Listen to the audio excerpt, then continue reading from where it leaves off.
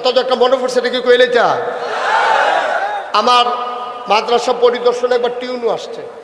টিউনু আসার পরে আমি ওনারে কলা দিলাম, সাগর কলা। বললাম যে স্যার, আমার মাদ্রাসার নিজের জায়গায় নিজের হাতের লাগানো কলা, কোনো ওষুধ টষুধ নাই, খুব ভালো কলা। টিউনু সব বলতেছে এই কলা আমারই দিয়েন না, সাংঘাতিক ক্ষতি হয় আমার। আমি বললাম কেন স্যার, এমনিতে কোনো ওষুধ টষুধ নাই তো। এর আগে একবার ভালো কলা খাইছিলাম, 3 দিন পেট খারাপ ছিল, ভেজাল খাইতে খাইতে এখন ভালোটা আর সহ্য হয় না। আমরা তারা গান শুনতে শুনতে, বাজনা শুনতে শুনতে এখন আর কোরআনের আলোচনা ভাল লাগে না, ঠিক কিনা কর? মুসলমানের সন্তান 15 মিনিট হয়েছে না, ওয়াজ শুরু হয়েছে, হাঁটাহাঁটি শুরু করছে। আজব কারবার, মনে করছে কয়েক মিনিট পরে বোধ আমি সাইডা দিতে আছি, সাংঘাতিক দেরি হইব।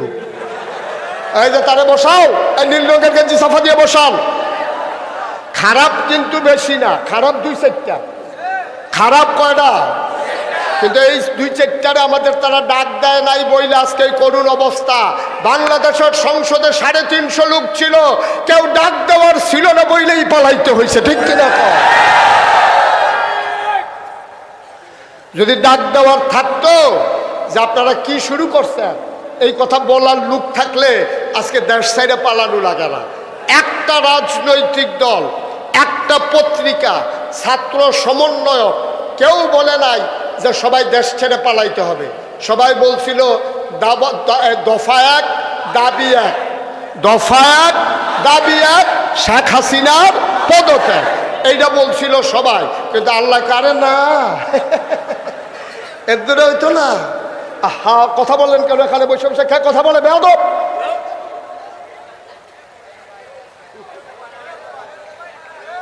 বলছে দফা 1 দাবি 1, শেখ হাসিনার পদত্যাগ। বলছিল পদত্যাগ হইলেই চলবে, আল্লাহ কয় পদত্যাগে চলবে না, দেশ ত্যাগ, ঠিক কিনা? খেলা কার? বা কথা কাটা খেলা কার? যারা কইছিল খেলা হবে, তারা তো আগেই খেলার মাঠ তৈরি হওয়ার আগেই ভাগ্যে গেছে। খেলা হবে কইয়া, ফুটবল মাত্র দিছে, প্লেয়ার নাই। কি খেলোয়াড়, খেলা হবে? আওয়াজে পাকিস্তান, আওয়াজের সুবিধা, কারবার বলা নাই, ঠিক কিনা কও? যারা বলছিল খেলা হবে তাদেরকে মাঠে খুঁজা পাওয়া যায় নাই।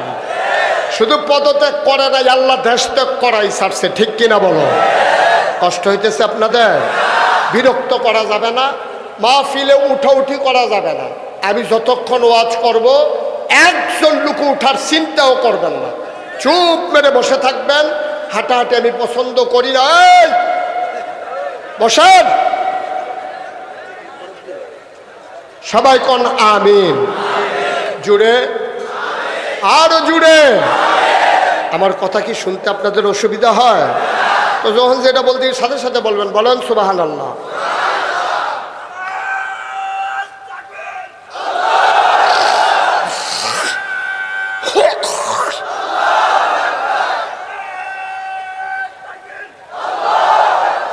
সবাই পড়েন আমিন। ঠিক আছে, এই সময় ওনার স্লোগানটা দরকার ছিল, কারণ এনে শয়তানের উপরে বাসা বাঁধছে তো, তাকবীরটা দেওয়াতে শয়তানটা একটু সাইড হইছে। হ্যাঁ, আমিন কর জুড়ে, আরো জুড়ে, সবাই কন মারহাবা। এখন কথা তো মনে আছে না? এখন আপনি যদি বাড়িতে গিয়ে আপনার ওয়াইফ, কি ওয়াইফ, আপনার স্ত্রীকে যদি বলেন যে আমি অলি অলি, এবারই কইব বালিশটা নিয়ে বারান্দার গিয়ে উঠতে দেন, অলি লাগতো না। বিড়ির গন্ধে সারাটা বছর জানালার দিকে ফিরা ঘুমান লাগে, তাই না? ফিরেও ঘুমাইতাম পারি না, অলি বার হইছে অলি। আল্লাহর নবী ডাক দিয়া বললেন, খাদিজা আমি নাকি নবী? আম্মাজান খাদিজা একবারও কোনো প্রশ্ন করলেন না, সাথে সাথে জবাব দিয়ে দিলেন, আপনি অবশ্যই নবী। আম্মাজান খাদিজা ইসলাম গ্রহণ করলেন, আলী গ্রহণ করলেন, জায়েদ গ্রহণ করলেন, আবু বকর সিদ্দিক রাদিয়াল্লাহু তাআলা আনহু ইসলাম গ্রহণ করলেন। আবার আল্লাহ ডেকে বললেন, ও নবী আমার, বংশের লোক যারা, রক্তের সম্পর্কীয় যারা, আত্মীয়তার বন্ধন যাদের সাথে, সবাইকে ডাকেন। নবীজি সবাইকে ডাকলেন, সাফা পাহাড়ের কিনারে। সবাই যখন আসলো নবী পাহাড়ের উঁচু জায়গায়, তিনি বললেন, আমি যদি এখন বলি ওই পার্শ্বে শত্রু আছে, তোমরা কি বিশ্বাস করবে না? তো করবো না মানে তুমি কি মিথ্যা বলো নাকি? সুবহানাল্লাহ বলবেন না? তুমি তো মিথ্যাই বলো না, সুতরাং অস্বীকার করবো কেন? এবার নবী বললেন, তাহলে কথা শুনো, তোমরা যে 360 দেবদেবীর আবাদত করো, পূজা করো, এটা করা যাবে না। আবাদত করতে হবে শুধুমাত্র, কেবলমাত্র, একমাত্র। সুবহানাল্লাহ বলবেন না? আমরা পড়ে না লা ইলাহা ইল্লাল্লাহু মুহাম্মাদুর রাসূলুল্লাহ সাল্লাল্লাহু আলাইহি ওয়াসাল্লাম। যেই মাত্র এই কথা বলছে, কাফেররা খুশি না বেজার? আনন্দিত না রাগান্বিত? নবীরে ফুলের মালা না পাথর দিয়া ঢিল মারা? এই যেই কথা এতদিন যারা আলামিন বলছে, এতদিন যারা খুরমা খাজুর খাওয়াইছে, জমজমের পানি খাওয়াইছে, এতদিন যারা বেদানা খাওয়াইছে, নবীর কাছে টাকা আমানত রাখছে, ওই মানুষগুলি এখন চিৎকার করে, এই মাত্র মুখোশ উন্মোচন হয়েছে, এই মাত্র নমুনা বের হয়েছে। ভালো মানুষ কারে কয়? এতক্ষণে আমরা বুঝছি বেড়া, তোমারে আমরা আলামিন কই, তোমারে আমরা সাদেক কই, তোমার কাছে মাল সামান আমানত রাখি, আর তুমি বেড়া আমাদের ধর্মের মুখে, বাপদাদার মুখে ধর্মের কালিমা খাইছ, এই ছিল তোমার মনে? তৎকালীন জমানায় কাফেরদের সর্দার ছিল আবু জাহেল। কি নাম? এই ইসলামের বন্ধু না দুশ্মন? চরম দুশ্মন। সে করে কি, নবীজির দিকে ঘুষি মারার জন্য আগাইয়া যায়। তো নবীজির দিকে যখন ঘুষি মারতে যায়, তো 2-3 জন আবার টান দিয়া ধরে রাখে। যখন দুইজনে ঝগড়া লাগে, যদি ধরুন না থাকে, ঝগড়া জমে বেশি, সাইরা দেন দুইজনে দুইটা খাইয়া ইয়া ফোরক, আপনার ঠেললো আর ফরাইতেন। আর আবু জাহেল যখন রুইখা যায় নবীর গায়ে ঘুষি মারার জন্য, তো 2-3 জনের টান দেয়, আবু জাহেলকে সাইরা, কিন্তু সাইরা দিলে আবার আগায় না, কারণ তার মনে চিন্তা যে যদি মোহাম্মদের গায়ে আমি আঘাত করি, মোহাম্মদের যারা চাচা আছে তারা যদি আমার ফিরাই আঘাত শুরু করে, তা আমি যাব আবু জাহেল নাই। এই চিন্তা করে সে যায়, দেয় না। এবার নবীর আপন চাচা নাম হইল আবু লাহাব। কি নাম? কথা না, কি নাম? আবু লাহাব। সে করছে কি, আবার একটা পাথর হাতে নিছে, পিছনে কথা বললেন না, পাথর হাতে নিয়ে সে নবীর দিকে ঢিল মারছে, জঘন্য একটা গালি দিছে, ইয়া মোহাম্মদ তাব্বান লাক, ও মোহাম্মদ তোমার ধ্বংস হোক। নাউজুবিল্লাহ বলবেন না? এটা কিন্তু আপন চাচা আবু লাহাব। এই ঢিলটা যখন মারছে, পাথর নবীরে চিনছে, পাথরটা সামনে পড়া গড়াইয়া নবীর কদম মুবারকে গিয়া লেগে গেছে, পাথর আর নবীর গায়ে লাগে নাই। সুবহানাল্লাহ বলবেন? এখন পাথর মাইরা আবু লাহাব যখন গালি মারছে, নবীজি ওরা তো আরবি বুঝতো, ইয়া মোহাম্মদ তাব্বালাক, ও মোহাম্মদ তোমার ধ্বংস হোক, এই কথা বইলা যখন গালি দিছে, নবীর মনে আনন্দ না কষ্ট? কথা কয় না, আনন্দ না কষ্ট? সাহাবায়ে কেরাম নবীরে কানে কানে কই, ইয়া রাসূলুল্লাহ আবু লাহাব কি ধরে হইতাম? আরে না, আমরা এখন মাইনরিটি, ওরা মেজরিটি, আমরা এখন ওদের সাথে পারবো না, সময় আসবে ইনশাআল্লাহ। ঠিক কিনা কও? সময় আসবে, অপেক্ষা করো। নবীজি চুপ মেরে বসে আছেন, নবীর গাল বেয়ে বেয়ে পানি পড়তেছে। আরে আজকে আমার আব্বা নাই বইলা আমার চাচা আমারে পাথর মারলো, গালি মারলো, আমার আব্বা যদি থাকতো চাচাকে এই কাজটা পারতো। নবীজি চুপ মেরে উঠে গেছেন, দূরে গিয়া সাহাবাদের সাথে নিয়ে খুব মন খারাপ। সাহাবারা বলতেছে, ইয়া রাসূলুল্লাহ আমরা কি কিছুই করব না? নবীজি মুচকি হেসে কয়, কে বলে কিছু করব না? আমাদের মামলা যেখানে দেওয়ার দিয়ে রেখে দিয়েছি। কয় কোথায় মামলা দিছেন?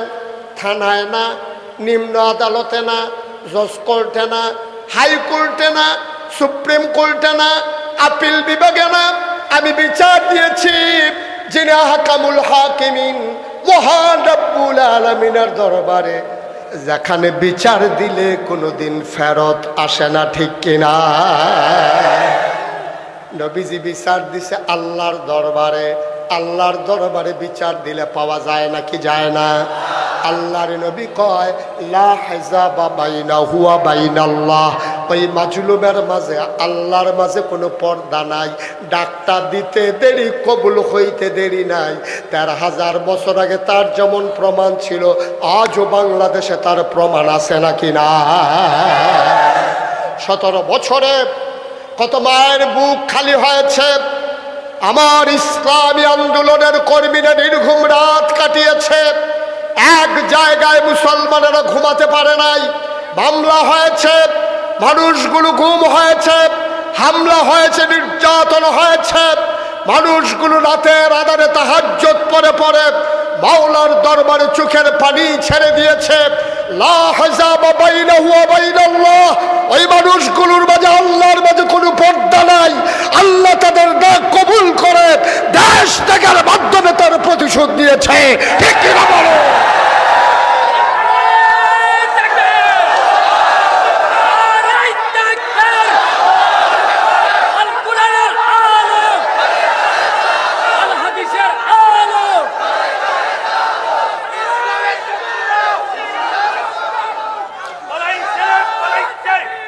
সবাই পড়েন আমিন, জোরে পড়েন আমিন।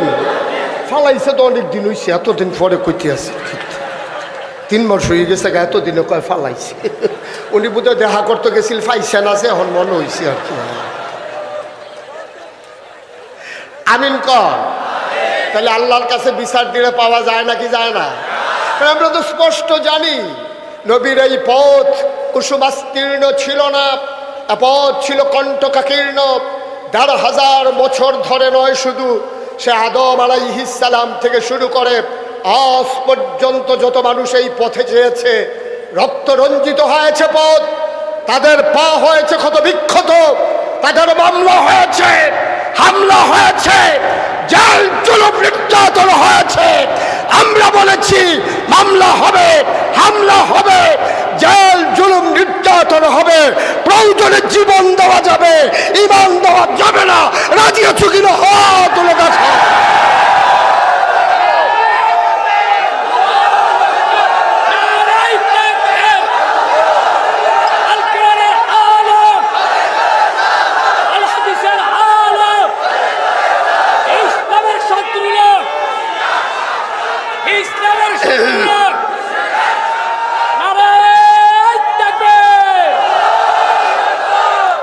এইটাই সুযোগ যাওয়ার, এই জন্য উনি 2 জন গেছে। এই সুযোগ আর পায় না, না পায়, জিতছে জিতছে। বারুইছে, বেড়া হইলে তে বারুইছে, বাদ গিয়া কইতে পারবো বারুইছি। তখন জেলখানাত আসিলি তান্ডি বেড়া। আমিন কয় না রে? জোরে কয় না আমিন? তাইলে নবীজি বিচার দিচ্ছেন কার দরবারে? খুব সূক্ষ্ম কথা, চিকন কথা। কোরআন বুঝতে হলে একেবারে না কান খোলা রেখে খরগোশের মতো কান খাড়া করে মাছের মতো নিষ্পলক নয়নে কথা শুনতে হবে মনোযোগের সাথে। ঠিক কিনা কর? এখন মোহাম্মদ তাব্বা লাগ বইলা গালি দিছিল আবু লাহাব, মনে আছে কথা? নবীজি বিচার দিছে কার কাছে? কথা কেনা কার কাছে? এমন সময় নবী বসে বসে দুঃখ করতেছেন, সাহাবারা বলতেছে ইয়া রাসূলুল্লাহ দেখছেন আপনার চাচাই কি কাজটা করলো। নবীজিকে টেনশন করো না, জায়গা মতো বিচার দিয়া রাখছি। কিছুক্ষণ পরে নবী মুস্কি মুস্কি হাসতেছেন, সুবহানাল্লাহ বলবেন না? তিনি বললেন ওয়ালাইকুম আসসালাম ওয়া রাহমাতুল্লাহ। সাহাবারা কেউ সালাম শুনলো না, কিন্তু তিনি বলতেছেন ওয়ালাইকুম আসসালাম ওয়া রাহমাতুল্লাহ। আচ্ছা, আমি যদি এখন মাহফিলের মাঝে দিয়া বলি ওয়ালাইকুম আসসালাম ওয়া রাহমাতুল্লাহ, আপনারা আশ্চর্য হবেন না যে হুজুরে কে সালাম দিল, হুজুরের মাঝে দিয়ে কি কইলো? এটা আপনারা চিন্তা, আয় ছেলে আয় এটা নামান। ও ছেলে না তো বেড়া, তো হ্যাঁ নামান, এটা এটা ঘুরাইতে আছে বেড়া। তো আপনি ওয়াজ শুনতেছেন কেমন ভাই? আমিন কন, জোরে কন। এখন নবীজি কয় ওয়ালাইকুম আসসালাম ওয়া রাহমাতুল্লাহ। সাহাবারা অবাক বিস্ময়ে তাকিয়ে রইলেন, ইয়া রাসূলুল্লাহ সালাম কে দিল? আল্লাহর নবী কয় আল্লাহর ফেরেশতা জিবরাইল এসে গেছে, আমারে কয় আসসালাতু ওয়াসসালামু আলাইকা ইয়া রাসূলুল্লাহ, আসসালাতু ওয়াসসালামু আলাইকা ইয়া হাবিবাল্লাহ, আসসালাতু ওয়াসসালামু আলাইকা ইয়া শাফিয়াল মুজনুবিন আসসালাতু ওয়াসসালামু আলাইকা ইয়া রাহমাতাল লিল আলামিন। নবী কয় ওয়ালাইকুম আসসালাম ওয়া রাহমাতুল্লাহ। জিবরাইল এসে কয় নবী গো আপনি কি আল্লাহর কাছে কোনো বিচার দিছিলেন? সুবহানাল্লাহ বলেন না। আপনি কি আল্লাহর কাছে কোনো বিচার টিচার দিছিলেন নাকি? কয় জানাই রাখছিলাম। কয় কি জানাইছিলেন? আমার চাচা আবুল আহাব আমারে পাথর মারছে, গালি দিছে, বলছে ইয়া মুহাম্মদ তাব্বালাক। কয় বিচারের রায় আইসা পড়ছে। সুবহানাল্লাহ বলবেন না।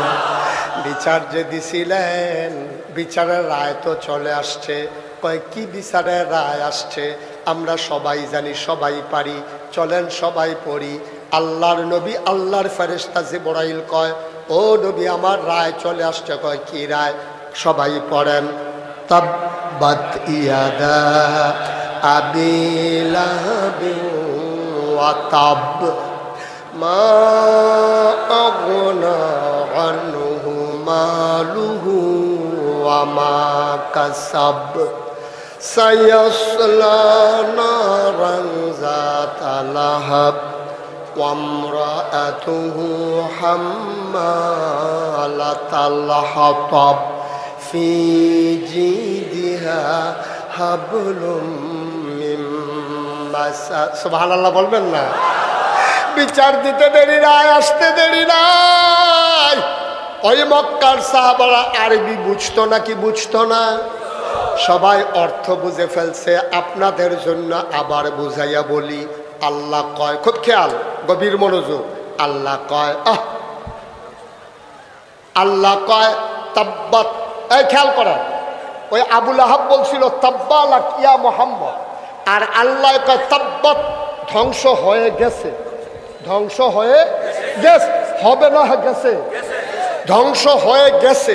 ইয়াদা, দুই হাত, আবি লাহাব, আবু লাহাবের, ওয়াতাব, এমন ধ্বংস হইছে ট্রমা সেন্টারে নিতে পারবা, কবিরাজের বাইক নিতে পারবা, ছড়ি লাগাইয়া গলার লগে বান্ধা দিব, এই আতার জোড়া লাগতো না। সুবহানাল্লাহ বলবেন না।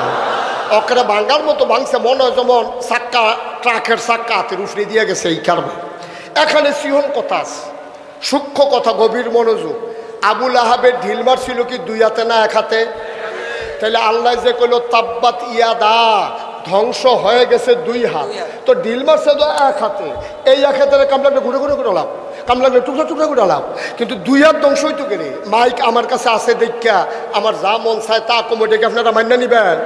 আল্লাহর ক্ষমতা আছে দেখা আল্লাহ কই দুই হাত ধ্বংস, ঢিল মারছে এক হাতে, দুই হাত ধ্বংস হইতো কে লেগে? এই অবিচার কি কারবা? আমরা মুফাসসিরিনে কারাম কয় ভাইও তুমি যে দূর বুঝো, তোমারা হলে আল্লাহ চলে না, আল্লাহর বুঝ বড় গাঢ়। কারণ যদিও সে এক হাতে ঢিল মারছে, কয় ফলাফাইনে যে ক্রিকেট খেলেনিও, ফলাফাইন ক্রিকেট খেলতে গিয়া একজনে ব্যাট ধরে আরেকজনে বল করে, এই বল করতে গিয়া একটা হাত কি গামছা দিয়া বান্ধা লয়?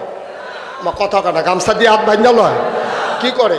এমনি এক হাতে বল লয় আর এমনি এমনি এমনি আগাইতে গিয়া সেটা এরপরে এই হাতে হেইও কয়, এই হাতে ঢিল মারে, ঠিক কিনা কয়? তাহলে দুনো হাতের অবদান আছে নাকি নাই? ক্রিকেটার যখন বল করে তার দুই হাতের অবদান থাকে, এক হাতে ঢিল মারে আর এক হাতে হেইও কয়। মাছ ধরুন্নার যেই ভাগ, ডুলা রাখুন্নার সেই ভাগ, ঠিক কিনা কও? তাইলে ঢিল মারুন্নার যেই ভাগ, হেইও কন্যার এই ভাগ। এই জন্য আল্লাহ কইয়া দা, ধ্বংস হয়ে গেছে দুই হাত, দুনো হাতের অবদান আছে, কোনো হাতকে ছাড়া হবে না, ঠিক কিনা? শুধু যে সরকারের দোষ তা না, তার সাথে যারা সহযোগী ছিল, ঠিক কিনা কও? শুধু সরকারকে ধরা হবে না, সরকারের হুকুম মানলে যারা হেইও কইছে তাদেরও ছাড়াছাড়ি নাই, ঠিক কিনা?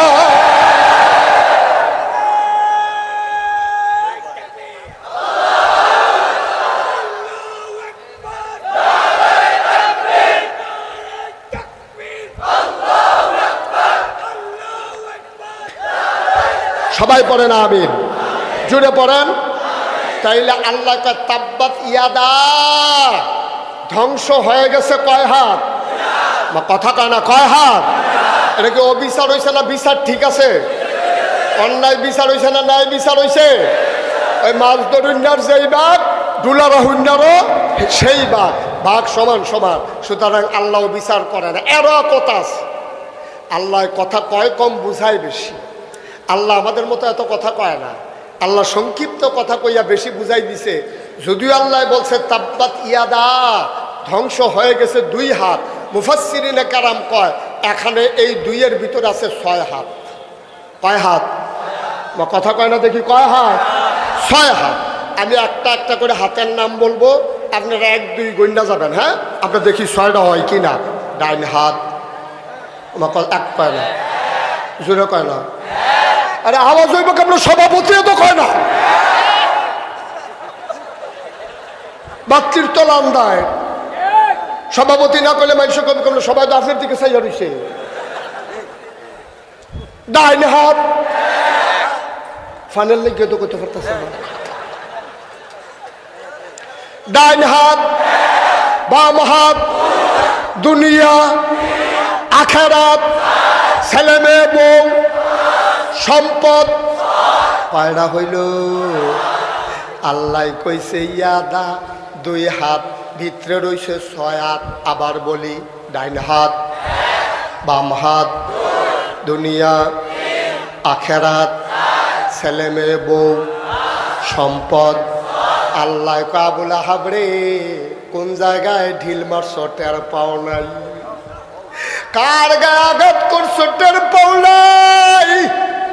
যেই নবীরে বানাইয়া বলে দিলাম ওয়ামা আরসালনাকা ইল্লা রাহমাতাল লিল, যেই নবীরে বানাইলাম রহমত, আর এই নবীর গায়ে তুমি ঢিল মারছ, মানুষ চিনো নাই, তুমি বড় ডেঞ্জারাস কারবার করে বইছ। বাইরে ভাই, আমার নবীরে তুমি চিনো নাই।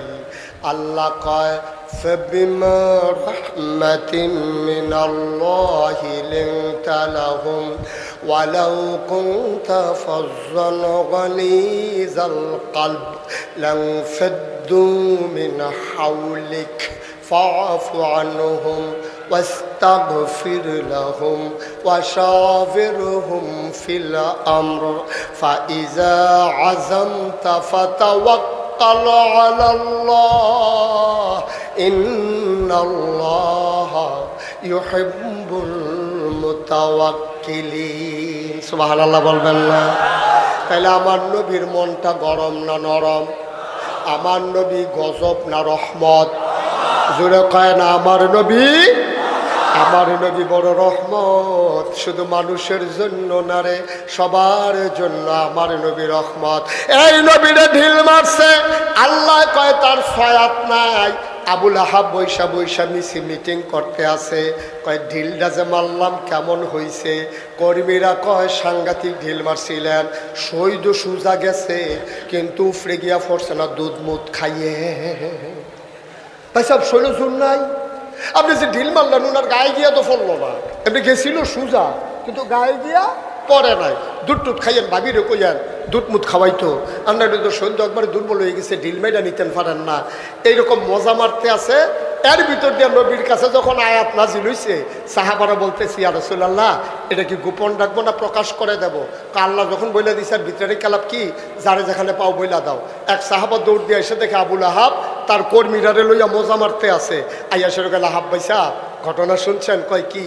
কয় আল্লাহ তো কোরআনে আয়াত নাজিল করছে, আপনি যে আমরা নবীরে ঢিল মারছিলেন, গালি দিছিলেন, এটা জবাব আইছে তো। কয় কি জবাব আইছে? কয় তাব্বাত ইয়াদা আবি লাহাবেও ওয়াতা। আবুল আহাব আরবি বুঝে নাকি বুঝে না? আবুল আহাবের দূর শূন্য উঠে দিছে দৌড়, কর্মীরা পিছন দিক দিয়ে আঞ্জা দিয়া ধরছে। আপনি আমরা নেতা না? আপনি দৌড় দিয়া লাইলে আমরা গাছ উডন লাগে না? আপনি এটা কি কারবার করছেন? আপনি যদি বিদেশ থেকে গেলে আমরা বর্ডার ক্রস করা ছাড়া উপায় কি?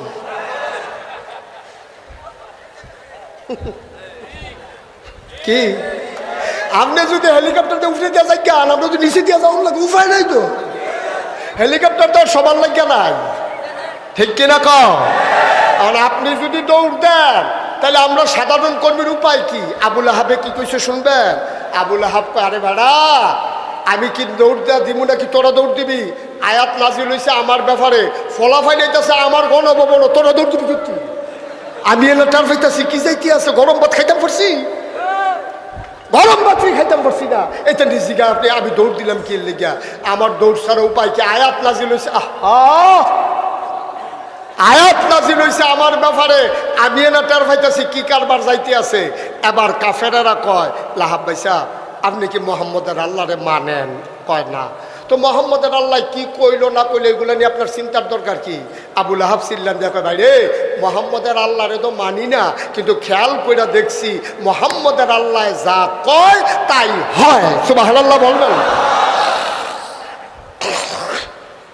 হয় নাকি হয় না? এখন মোহাম্মদের আল্লাহ কইছে তাব্বাত ইয়াদা আবি লাহাব ওয়া তাব। আবু লাহাবের বিশ্বাস হইছে আমার খবর আছে, ঠিক কিনা কন? আবু লাহাবে মনে মনে চিন্তা করতেছে, আল্লাহ যে কোনো 6টা জিনিস নাই, কোন জিনিসটা দিয়েছে ধরে আল্লাহ ভালো জানে। আল্লাহ কয় ধরাম তোর বউরে দিয়া। কারে দিয়া?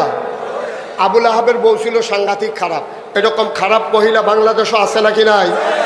জায়গা মতো তো আছে, আবার জিগায় আসেনি। আপনাদের এলাকায় বোধহয় নাই? আরে নাই, না না, থাকলে তখনই কয়েকজন দাঁড়াই গেল।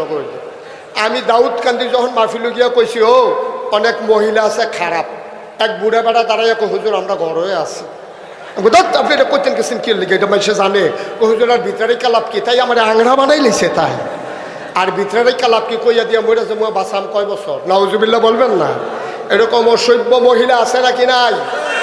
আবু লাহাবের বউ ছিল অসভ্য। এটা কি নগণ্য না জঘন্য?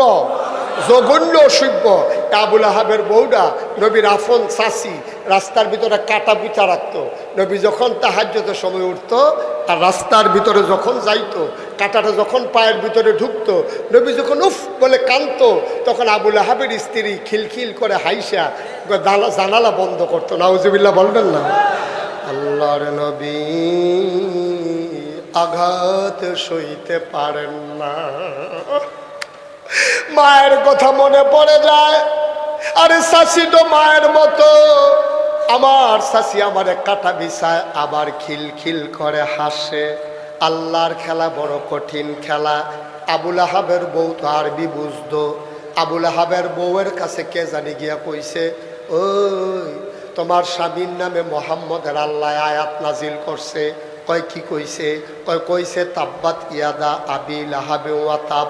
আবু লাহাবের বউ আরবি বুঝতো। দাওড়া হাতে লইয়া কাপড়টা কাছা দিয়া আবু লাহাবের বউ বাড়ি গেছে। মোহাম্মদ রাজকে পাইলে 2 টুকরা। আল্লাহর নবী মতে মতে হাঁটে। আবু লাহাবের বউ তালাশ করতে আছে নবীরে। ঘুরতে ঘুরতে আবু লাহাবের বউ ওই স্ত্রী দাও নিয়া গাইতেছে। আল্লাহর নবী আর আবু বকর একসাথে হাঁটতেছে। আবু বকর সিদ্দিক ডাক দেয়া কয়, নবী গো, ও নবী, আবু লাহাবের বউ তো আসতে আছে, হাতের ভিতরে দাও। আল্লাহর নবী মুস্কি হাসি দিয়া কয়, ও আবু বকর, চিন্তার দরকার নাই, আবু লাহাবের স্ত্রী আমারে দেখবে না। ঠিক ঠিক সামনে আইসা আবু বকর, আরে ভাই আবু বকর কথা বললেন না পিছনে? ঠিক ঠিক আবু লাহাবের বউ আবু বকরের সামনে আইসা কয়, ওই তোমার লগেরটা কো? নবীজির পাশে দাঁড়াই রয়েছে। আইসা জিগা, তোমার লগের মোহাম্মদ কো? আবু বকর মুস্কি মুস্কি হাসে, মনে মনে কয়, দেখে না দেখে না রে, দেখে না, কারবার বইটা গেছে। আবু লাহাবের বউ সন্ধ্যা পর্যন্ত তালাশ করছে, আমার নবীরে পায় নাই। রাগ কমছে না বাড়ছে? হাতে দাউনি একটা রশি নিয়া উনি চইলা গেছে জঙ্গলের ভিতরে। আজকে বড় বড় কাটাই না রাস্তায় বিছাবো, তোমার খোদারে তো পাবো না, তোমারে তো পাবো, তোমারে যখন পাই তখনই ধরবো। জঙ্গলের ভেতরে গিয়া বড় বড় কাটা কাইটা আনছে, আইনা সবগুলা কাটা কাইটা রশি দিয়া গিট্টু মারছে। গিট্টুর নাম হইল হরখা গিট্টু। এটা কি আপনারা চিনেন? হরখা গিট্টু কারে কইছি না? সাইয়া রয়েছে, চিনেন না আপনি? আরে সভাপতি, এমনি মরহুম মরহুম কেড়ে বুঝলাম না কিছু। হরখা গিট্টু চিনা? আরে ফইলে এমনি একটা দিয়া সেটা এমনি উল্টাই আপনি যে ইয়াটা, হ্যাঁ এটা আর কি চিনছেন না? আপনারা হরখা গিট্টু চিনছেন? আপনাদের এলাকায় ওয়াজ করতে সুবিধা। আমি কক্সবাজার মাহফিলও গিয়া আমি যখন জিজ্ঞেস কইছি যে আবু লাহাবের বউয়ে হরখা গিট্টু দিছে, হ্যাঁ তারা আমার দিকে চাইয়া রয়েছে।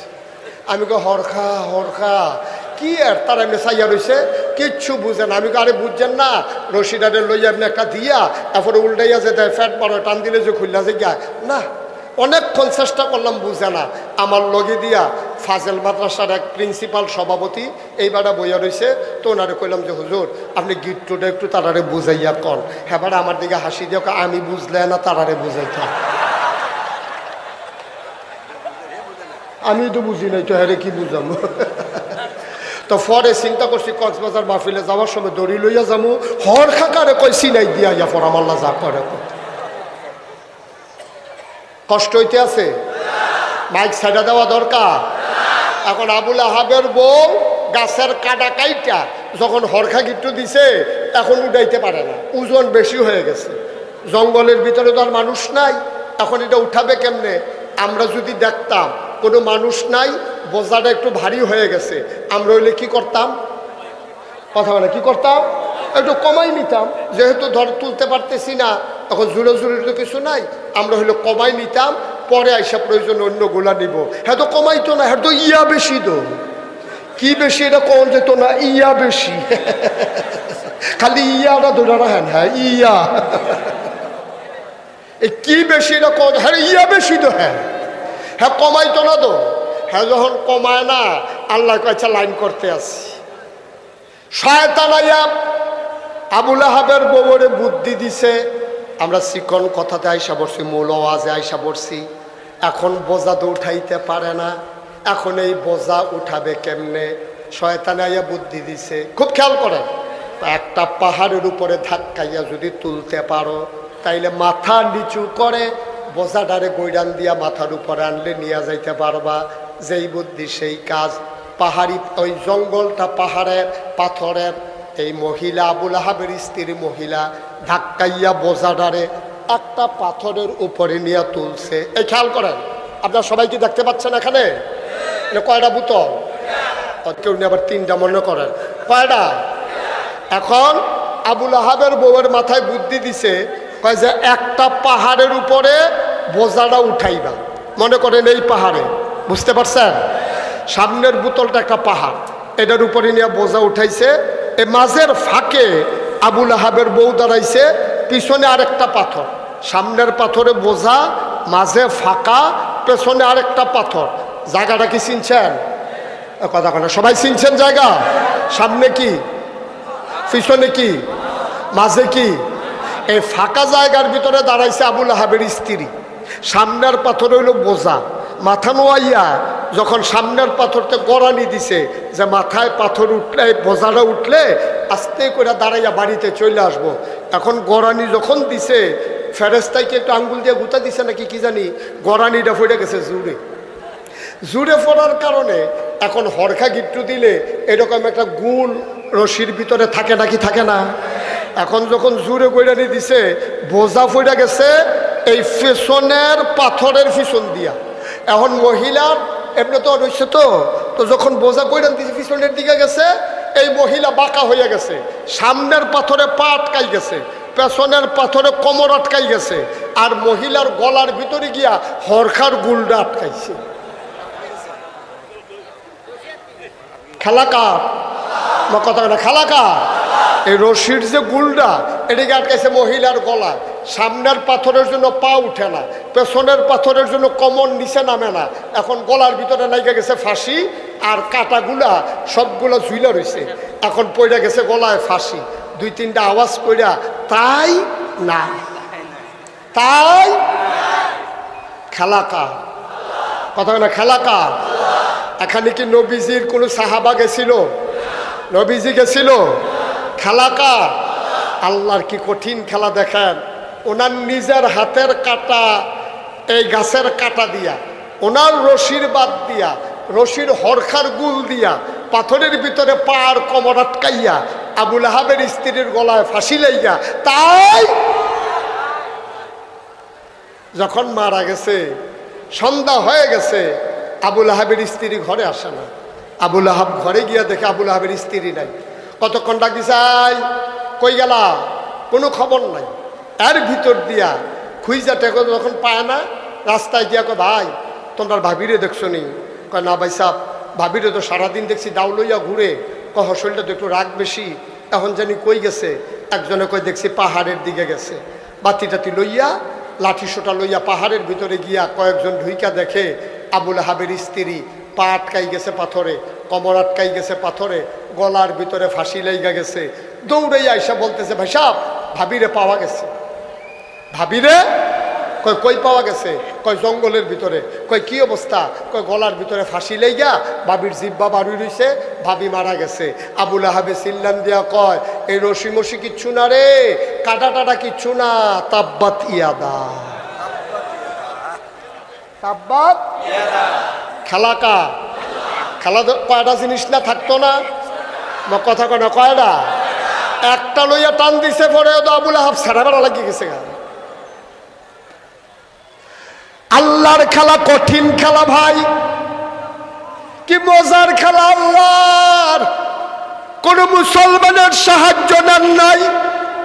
ওই সময় যদি কোনো মুসলমান আবুল আহাবের গায়ে আঘাত করত, তার বউয়ের গায়ে আঘাত করত, তাইলে বাঁচার উপায় ছিল না। এবং আবুল আহাবের এমন ক্ষমতা ছিল, ওরা ছিল মেজরিটি, মুসলমান ছিল মাইনরিটি। আল্লাহ কয় খেলা খেলবো আমি, তোমাদের কিচ্ছু লাগবে না, যারা খেলা হবে বইলা সারাটা বছর মানুষকে ডাকছে। আল্লাহ কয় তোমাদের সাথে কোনো মানুষের খেলা হবে না, খেলা হবে স্বয়ং আমি আল্লাহর। ঠিক কিনা? খেলা হবে কার? আল্লাহর সাথে খেলার মতো খেলোয়াড় এই পৃথিবীতে আছে? আমি বলি বেড়া, সলিমুদ্দি আর কলিমুদ্দি আল্লাহর সাথে খেলতে চাও?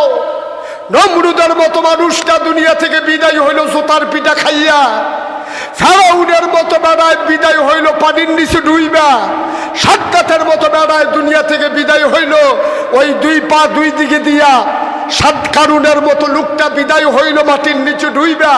আর আজকে তুমি নব্য জাহেলিয়াত 2024 সালে একবিংশ শতাব্দীর লুচনে লগ্নে যারা আমার আল্লাহর সাথে খেলতে চাও, যারা আলেম ওলামার সাথে খেলতে চাও, বিনা অপরাধে ট্রাইব্যুনাল বানাইয়া, মিথ্যা সাক্ষী বানাইয়া যারা আমার নিরাপদ মানুষগুলোকে হত্যা করেছ, তাদের সাথে খেলার জন্য আমার আল্লাহ যথেষ্ট। ঠিক কিনা বলো?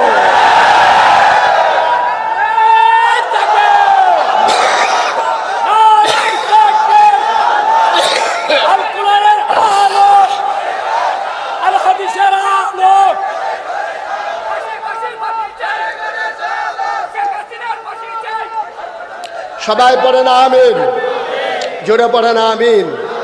তাইলে আল্লাহ, এই আল্লাহ আছে নাকি নাই? কথা কয় না, আছে নাকি নাই?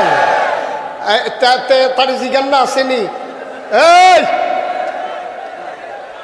ওয়াজ বোধ উফরে পড়ছে রে, আমিন বলো, জোরে বলো।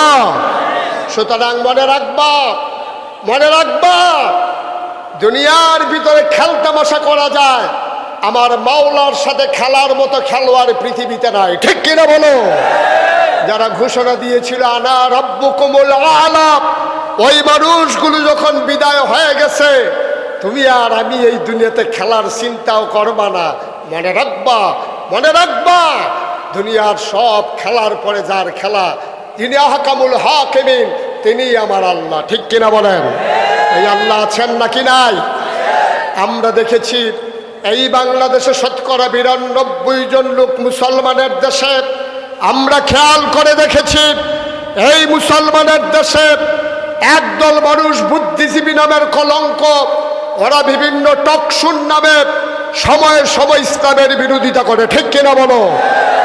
আমি বলেছি যে এই দেশে 92% জন লোক মুসলমান, যেই দেশ মসজিদের দেশ, যেই দেশ মাদ্রাসার দেশ, যেই দেশ আলেম ওলামার দেশ, এই দেশে শীততাপ নিয়ন্ত্রিত কক্ষে বসে পুলিশ পাহারায়, ওই যখন ঢাকা রাজধানীতে ইসলামের বিরোধিতা করো, আমি বলি রাজধানীতে ইসলামের বিরোধিতা করা সহজ, পারলে লক্ষ্মীপুরের জমিনে এসে বলো পিঠের চামড়া নিয়ে ঢাকা যাওয়া যাবে না।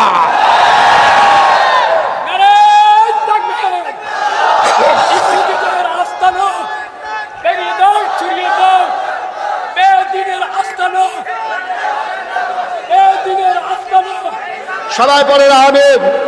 বন্ধুগণ, স্বাধীনতা অর্জন করা সহজ, কিন্তু স্বাধীনতা টিকিয়ে রাখা বড় কঠিন। 5ই আগস্ট বাংলাদেশ যখন নতুন করে আবার স্বাধীনতা পেয়েছে, চতুর্দিক থেকে এই স্বাধীনতা নিয়ে ষড়যন্ত্র হচ্ছে, ঠিক কিনা বলো? স্বাধীনতা অর্জন করতে গিয়ে যেমন করে আমার যুবকেরা বুক পেতে দিয়েছে পুলিশের বুলেটের সামনে, এই স্বাধীনতা রক্ষা করতে গিয়ে আবার যদি বুক চিতিয়ে দিতে হয়, তাইলে আমরা প্রয়োজনে জীবন দেব, বাংলার স্বাধীনতা ধূলিসাৎ হতে দেব না, দেব না, দেব না, ঠিক কিনা বলো?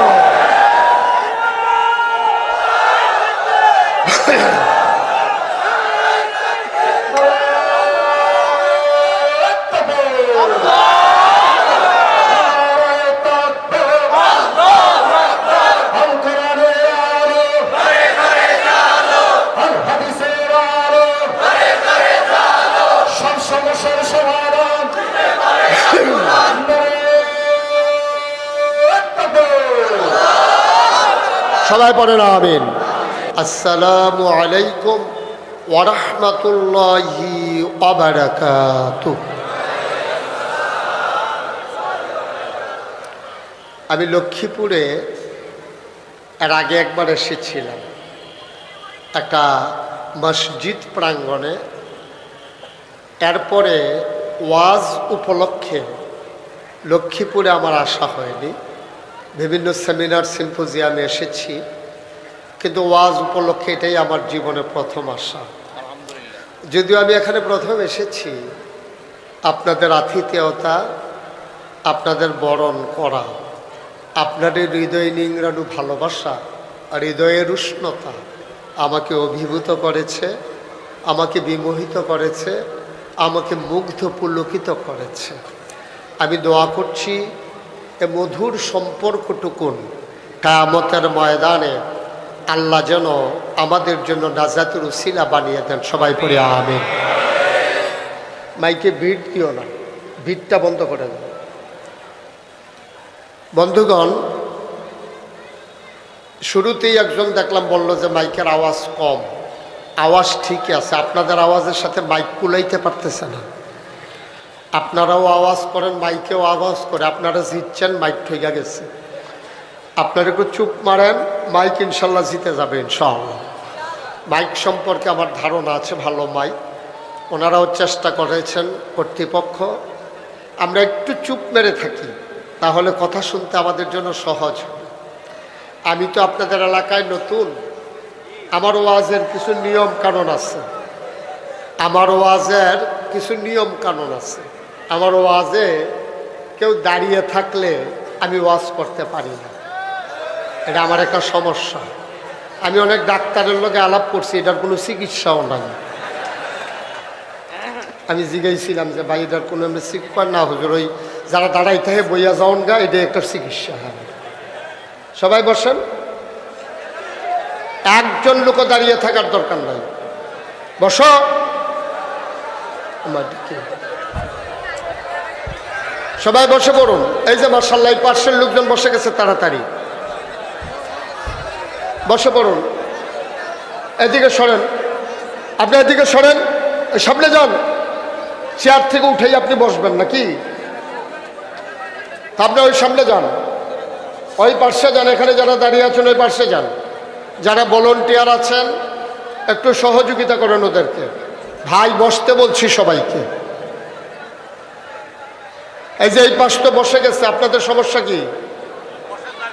সবাই বসে, বিছানার দরকার কি? হ্যাঁ, মাটিতে বসে যান, বাড়ি থেকে গোসল করে ফেলবে।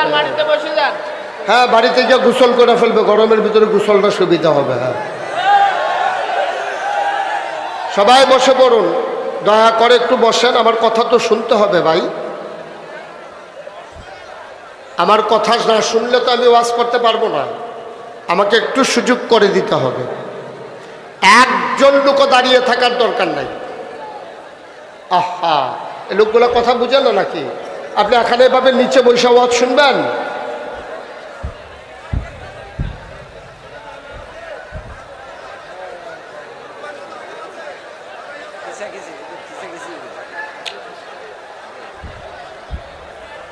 জি জি জি, আপনি যেটা করতেছেন এটা হবে না, বসেন।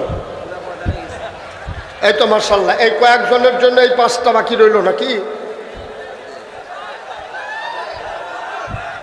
কথা বললেন না, এটা কোরআনের মাহফিল, এটা খামখেয়ালির বিষয় না, এটা হই হল্লোর চিৎকার চেঁচামেচির জায়গা না। ধৈর্য ধরে সবর এখতিয়ার করে আমরা কথা শুনবো ইনশাআল্লাহ। আল্লাহ যেন কবুল করে, সবাই পড়ি আমিন। পিছনে বাতাস না, পিছনে মাইকের আটকানোর জন্য বাতাস না, এভাবে না, এইভাবে আস্তে আস্তে করে, যে পিছনে, আমার উপরে না, পিছন দিক দিয়ে।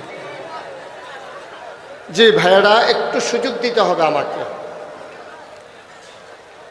আমি যখন যেটা বলতে বলি সবাই আওয়াজ করে বলবেন ইনশাআল্লাহ।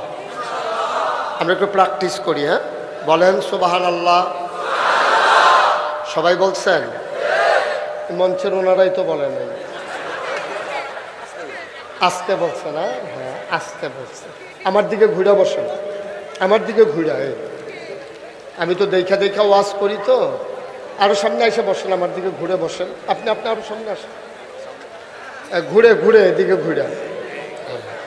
মাশাআল্লাহ। সভাপতির চেয়ার একটু ঘুরাই দেন, একটু কোনাকুনি করে দেন, কোনাকুনি। হ্যাঁ সুবিধা হয়েছে না? হোক, সুবিধা হয়েছে।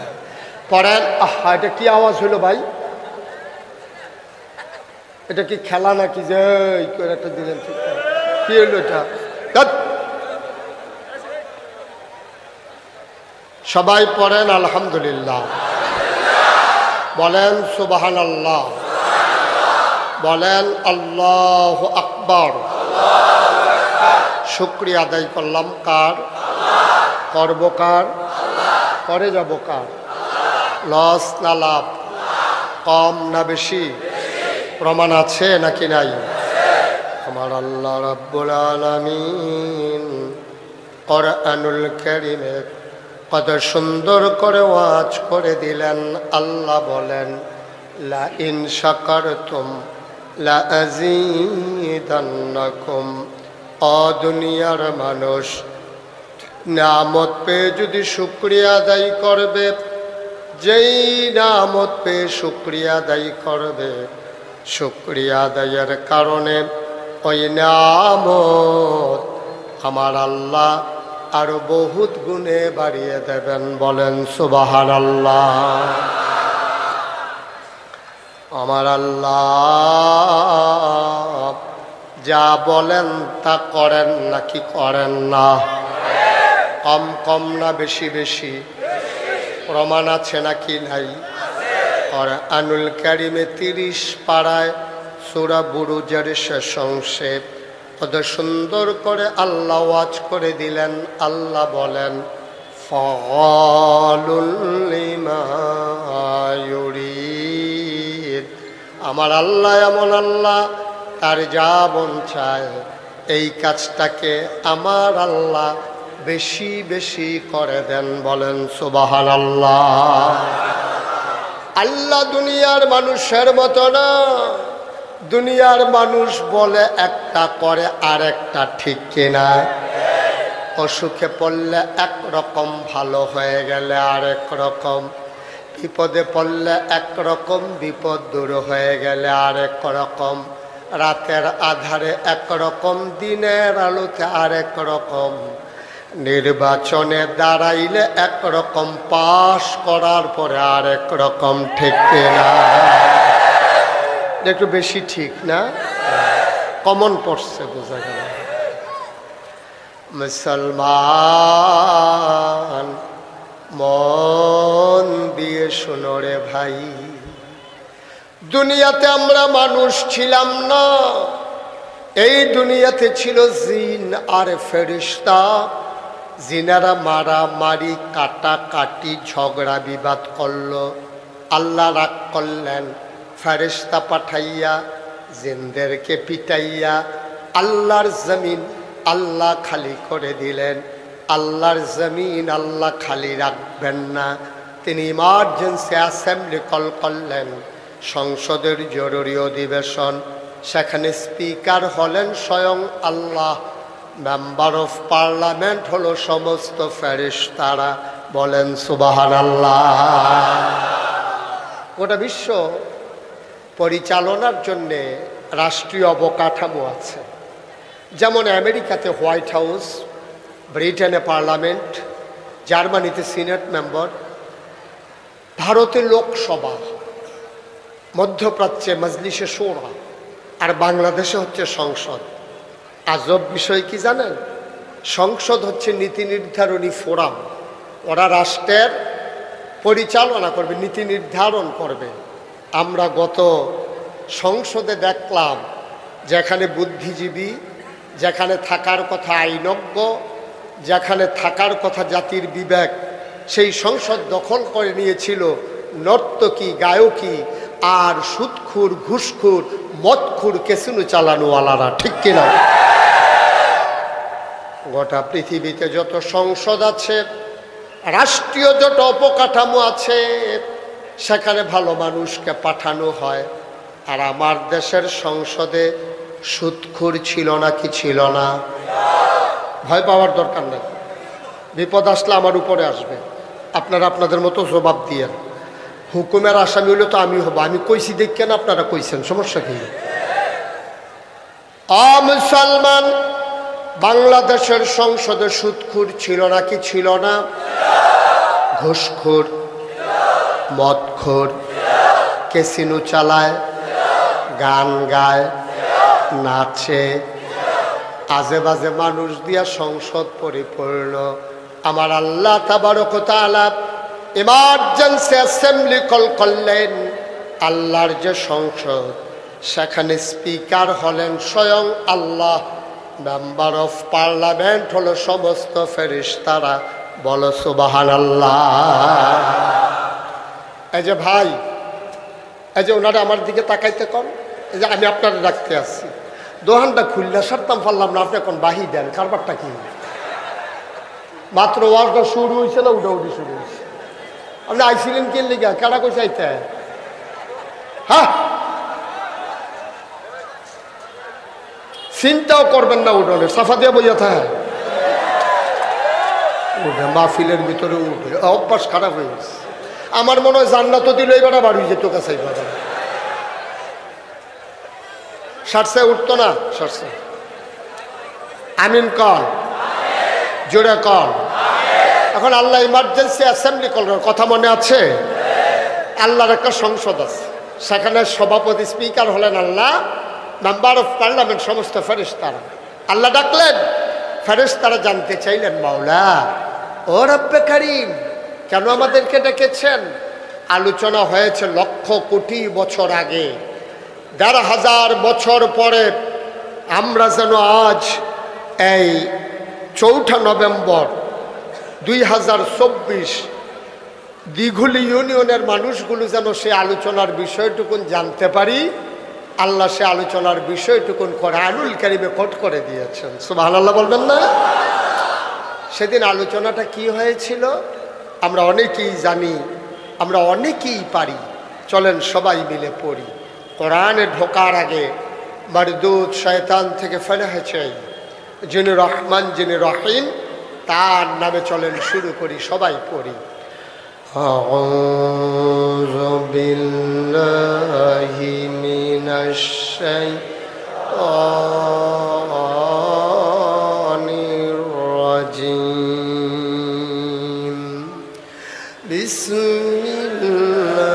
বিসমিল্লাহির রাহমানির রাহিম।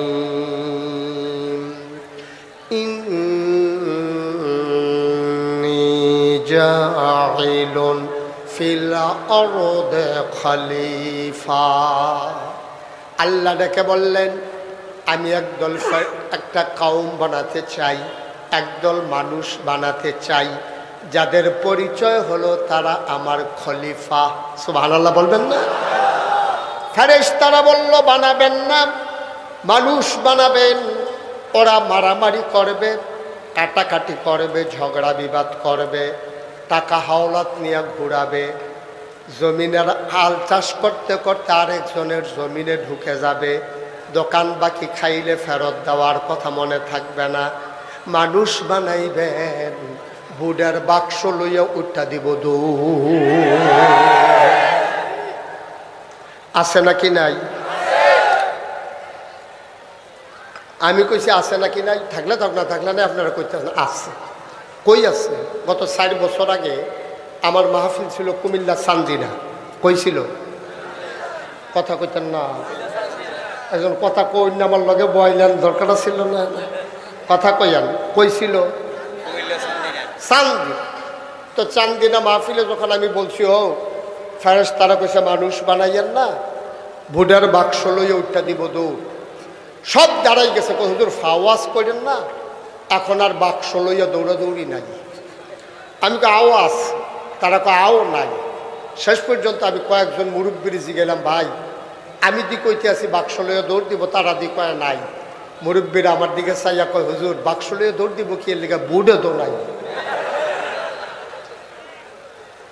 ভোট থাকলে না বাক্স লইয়া দৌড়, বুডে নাই, বাক্স লইয়া দৌড় দিব। কারবার তো আগের রাইতে খতম। আমি তুমি দামি মামি কি কি তারা তারা, হ্যাঁ বাক্স লইয়ার দৌড়াদৌড়ি দরকার না। নাউজুবিল্লাহ বলবেন না? ফেরেশতারা বললেন মানুষ বানাবেন না। আল্লাহ বুদ্ধিপূর্ণ যুক্তিপূর্ণ জবাব দিয়ে দিলেন। আল্লাহ বলেন ইন্নী আ'লামু মা লা তা'লামুন, আমি যা জানি তোমরা তা জানো না। বলেন সুবহানাল্লাহ। মানুষ বানানো হয়ে গেল। এই মানুষগুলো যেন জান্নাতে যেতে পারে, আল্লাহ তাবারক ওয়া তাআলা যুগে যুগে এই মানুষদের মাঝ থেকে যাচাই করে, যাদের গুনাহ নাই, গুনাহ হওয়ার সম্ভাবনাও নাই, এমন একদল মানুষকে আল্লাহ আমাদের জন্য নবী এবং রাসূল করে পাঠাইছে। সুবহানাল্লাহ বলবেন না?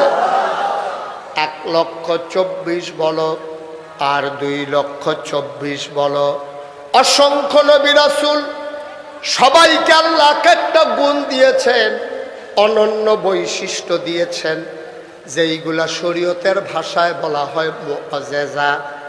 আদামু সফিউল্লাহ, নূহ আদমে সানি, ইব্রাহিম খলিলুল্লাহ, ইসমাইল জাবিউল্লাহ, মূসা কালিমুল্লাহ, ঈসা রূহুল্লাহ।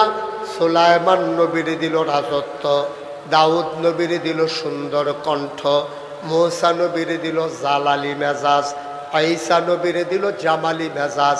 এখন আমরা যারা লক্ষ্মীপুরের মানুষ, আমাদের জানতে মন চায় আমার নবীরে আমার আল্লাহ কি দিল। ঠিক কিনা কন? জানতে মন চায় নাকি চায় না? আপনি সব নবীরে সব দিবেন, আমরা শেষ জমানার নবী পাইয়া আর আমরা সহজ সরল উম্মত পাইয়া আমরা নবীরে কিচ্ছু দিবেন না, আমরা মানি নাকি? আমাদের নবীরে কিচ্ছু একটা দেওয়া লাগবে, লাগবে নাকি লাগবে না? সাহাবিন তাবিন তাবে তাবিন, উম্মাহাতুল মুমিনিন,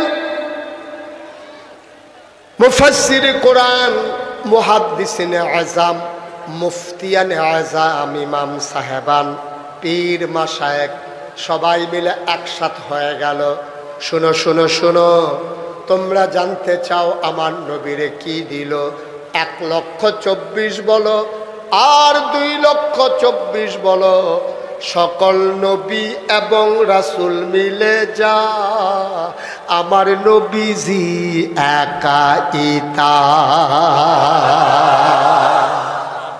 ইউসুফ নবীর সুন্দর চেহারা আমার মাঝে আছে নাকি নাই? দাউদ নবীর সুন্দর কণ্ঠ আমার মাঝে আছে নাকি নাই? আমার নবীর মাঝে দাউদ নবীর সুন্দর কণ্ঠ। ও মুসলমান, ইউসুফ নবীর সুন্দর চেহারা, মূসা নবীর জালালি মেজাজ, ঈসা নবীর জালালি মেজাজ, সবাই মিলে যা আমার নবীজি একাইতা। বলো সুবহানাল্লাহ। এই নবী তোমার আমার নবী। 1,500 বছর আগে আমার নবী হেরা গুহায় ধ্যানমগ্ন। আল্লাহর ফেরেশতা জিবরাইল এসে কয়, ও মুহাম্মদ, সবাই পড়েন। লক্ষ্মীপুরের মানুষকে আবার বলা লাগলো নবীর নাম শুনলে কি পড়তে হয়?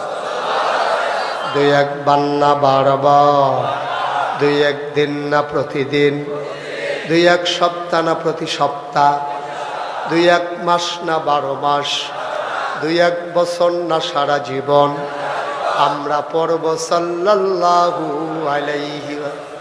নবীর নাম যতবার আসবে আমরা পড়ব সাল্লাল্লাহু আলাইহি ওয়াসাল্লাম। আর যেন বলা না লাগে ইনশাআল্লাহ। হ্যাঁ, জিবরাইল এসে কয়, ও মুহাম্মদ,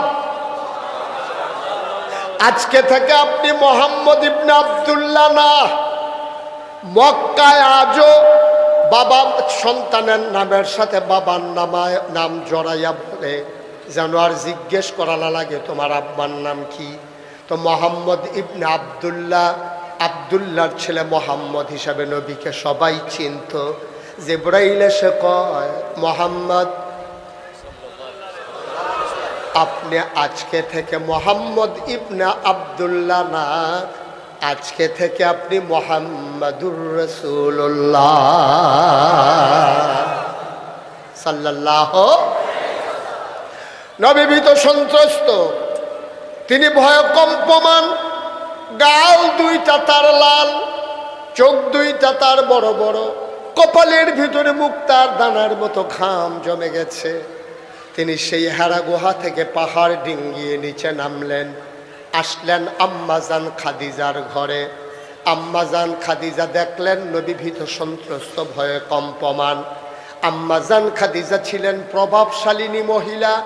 তৎকালীন জামানায় তার উপাধি ছিল তোয়াহেরা। তিনি ছিলেন পবিত্রা, ফাজলামির ভিতরে তিনি নাই।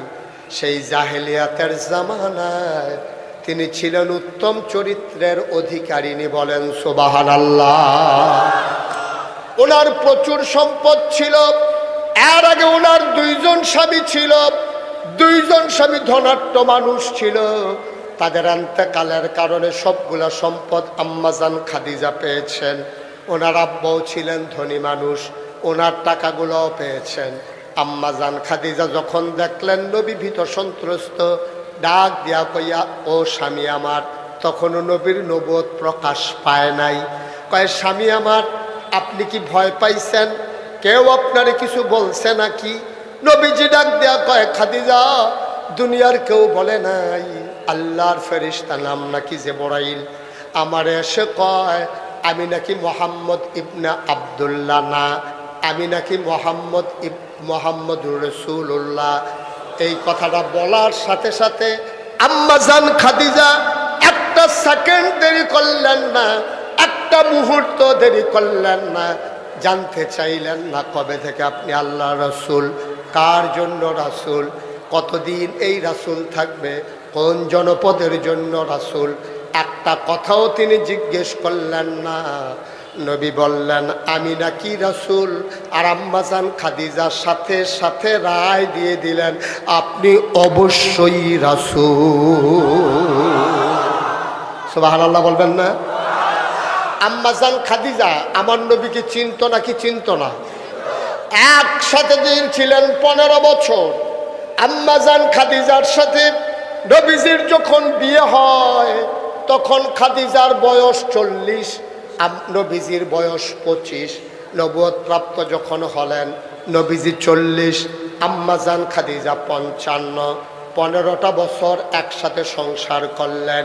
স্বামী স্ত্রীর সম্পর্ক, একসাথে ঘুমাইলেন, একসাথে চললেন, একসাথে লেনদেন, একসাথে খাওয়া দাওয়া করলেন। চইলা ফিরা বুইজা শুইনা দেখা যায় না। আম্মাজান খাদিজা রায় দিয়ে দিলেন, অবশ্যই আপনি নবী। বলেন সুবহানাল্লাহ। এখন এই প্যান্ডেলে হাজার হাজার মানুষ যারা আছেন, আজকে মাহফিল শেষ হওয়ার পরে আপনি যখন বাড়িতে যাবেন, আপনি গিয়া যদি বলেন কুমিল্লা নাগাইশের পীর সাহেব হুজুর আসছিল, পীর সাহেব হুজুর বইলা দিছে অলি অলি অলি। আপনি যদি বাড়ি থেকে আপনার ওয়াইফকে বলেন যে আমি অলি, তাইলে আপনার ওয়াইফ দেখবেন হাসতে হাসতে মারাও যাইতে পারে। অলি বিড়ির গন্ধে লগে দিয়ে আটন যায় না, অলি।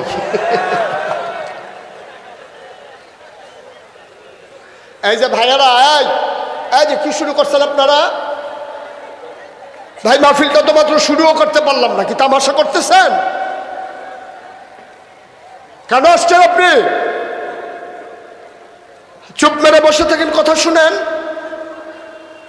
অভ্যাসটা তো খারাপ হইছে, ভেজালের ভিতরে চলতে চলতে এখন আর ভালো জিনিস ভালো লাগে না। যারা উঠে পড়েছেন বসে পড়ুন, এখন আমরা শেষ করে দেব। 33 বছর মুশতাক ফয়েজি ওয়াজ করে। ওয়াজের জীবনে আমার একটা অভিজ্ঞতা হয়েছে, মাহফিলে কদম দিলে মাহফিলের ওজন বুঝি। আজকে এই লক্ষ্মীপুরে দিঘলি ইউনিয়নে মাহফিলে কদম দিয়া মন সাক্ষী দিয়েছে তোমাদের মাহফিল আল্লাহ কবুল করে নিয়েছে। এই কবুল হওয়া মাহফিলটাতে আমরা একটা লুকও দোয়া না করে যাব না ইনশাআল্লাহ। সবাই রাজি আছেন ইনশাআল্লাহ? যারা ওই যে হাঁটতেছে বসাই দেন। এত বড় মাহফিল আপনি পাবেন, এত বড় মাহফিল আপনি আব্বা আম্মার জন্য একটু দোয়া করতে মন চায় না? আপনি ইচ্ছে করলে এত বড় একটা মাহফিল সাজাইতে পারবেন? আবার 1 বছর পরে বাঁচলে যদি মাহফিল হয়, নাইলে তো শেষ, আপনি মরে যাবেন, মাহফিলের জায়গায় মাহফিল থাকবে। সবাই মিলে মায়ের জন্য, বাবার জন্যে আমরা সবাই মিলে দোয়া করতে চাই। আমি এতক্ষণ জোর করি নাই কাউকে বসার জন্যে। এখন যেহেতু আখেরি মোনাজাত হয়ে যাবে, আমরা সবাই একটু বসে পড়বো ইনশাআল্লাহ। সবাই মিলে তওবা করব। সবাই নামাজের মতো করে বসেন, যারা মাঠে বসে আছেন সবাই নামাজের মতো করে বসেন। আমরা সবাই মিলে তওবা করি, আল্লাহ যেন কবুল করেন। সবাই আমার সাথে পড়েন, আউযু বিল্লাহি মিনাশ শাইতানির রাজিম, বিসমিল্লাহির রহমানির রহিম। আজকে আল্লাহর খাস মেহরবানি, এই দিঘলি তানভীরুল কোরআন হিফজ মাদ্রাসা, ওনারা এই মাহফিলের ক্ষেত্রে, আয় ছেলেরা আয়, কি হলো ভাই? এখন একটু দোয়া হবে। আপনার আব্বার জন্য আপনি দোয়া করবেন, আপনার আম্মার জন্য আপনি দোয়া করবেন। আপনি আব্বা, আপনার আব্বা আপনার জন্ম দিতে গিয়ে কি কষ্ট পাইছে আপনি জানেন কিছু? এই মায়ের কবরে ফেলে আপনি চলে যেতে চান? সাদা কাগজে লিখে রাখেন, যারা আজকে মা বাবা কবরে ফেলাইয়া দোয়ার আগে উঠতেছেন, আপনি যখন কবরে শুইবেন আপনার ছেলে দোয়া করবে দূরের কথা, মাহফিলের কাছেও আসবে না। ঠিক কিনা কম? আপনি তো শিখাইতেছেন দোয়ার আগে কেমনে চলে যাওয়া লাগে, এটা তো আপনি শিখাইতেছেন। সব দোয়া এক দোয়া মনে করেন না, সব মাহফিল এক মাহফিল মনে করেন। ধৈর্য ধরে বসেন। আজকে আপনাদের এলাকার দ্বীনী প্রতিষ্ঠান তানভীরুল কোরআন হিফজ মাদ্রাসা, তারা অনেক সহযোগিতা করেছে। এই এলাকার যুব সমাজ, মিস্তা ইসলামী সমাজ কল্যাণ পরিষদ বিশেষ ভূমিকা রেখেছে আমার যুবকেরা। ইনশাআল্লাহ ভবিষ্যতে এই মাহফিলটা টিকে থাকবে, আমরা সবাই মিলে দোয়া করি। সবাই কোন আমিন। বন্ধুগণ, আমার সম্পর্কে আপনাদের মোটেও ধারণা নাই, যেহেতু আমি আর কখনো আপনাদের কাছে আসিনি। আপনারা দেখেছেন আমার নামের পাশে 2টা শব্দ আছে, মুশতাক ফয়েজি পীর সাহেব, আছে না 2টা শব্দ? এই ব্যাপারে আজকে কথা বলি নাই ওয়াজে, আবার আসলে বলবো। আমি কখনো পীর সাহেব হতে চাই না। আমার দাদা ছিলেন ফুরফুরার সিলসিলার একজন বড় আল্লাহর ওলি, বিরাট বড় একজন পীর সাহেব। উনি এন্তেকালের আগেই আমার আব্বা এন্তেকাল করেছেন। এজন্য আমার আব্বা যখন এন্তেকাল করলেন, দাদা মনে করেছিলেন দাদার পরে হয়তো আব্বা দরবার চালাবেন। দাদা আমাকে এসে বললেন যে তোমার আব্বা তো এন্তেকাল হয়েছে, আমি নিয়ত করেছি তুমি দরবারের দায়িত্বশীল হবা।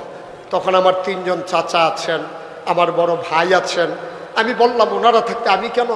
উনি আমাকে জড়াইয়া ধরলেন, চোখের পানি ছেড়ে দিয়ে বললেন, আমি বুঝি কারে দায়িত্ব দেওয়া লাগবে, আমি বুঝে নিয়েছি এটা হয়তো আল্লাহর ফয়সালা, আমি আর বাধা দেই নাই। কিন্তু আমি বলেছিলাম যে আমাকে যদি পীর সাহেব বানাতে হয় তাইলে আমারে কিছু জমিন দেওয়া লাগবে। আমার দাদা তো ধনী মানুষ ছিলেন না, উনি মাত্র 9 শতক, কয় শতক? মাত্র 9 শতক জমিন দরবারের নামে দিয়েছেন। উনি আমাকে বললেন জমিন দিয়া কি করবা? আমি বললাম এই দরবার কামাইয়ের পথ হবে না, এই দরবার জনগণের খেদমতে কাজে লাগবে। আমি তার দায়িত্ব নেওয়ার পরে জমিন কিনা শুরু করলাম। আমি জমিন কিনলাম 1800 শতক। কয় শতক? আমার দাদা দিছে কয় শতক? আর আমি কিনছি কয় শতক? 18 শতক। 18 শতক উনি ইয়া করছে। আরে মিয়া